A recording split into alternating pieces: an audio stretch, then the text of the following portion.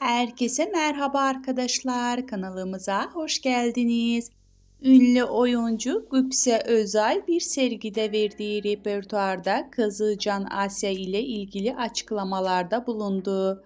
Barış Arduç'la olan evliliğinden adından söz ettiren Gupse Özay, kızı Can Asya'nın kendisinden ve eşinden hangi özelliklerini almasını istediği yönünde sorulan sorulara cevap verdi.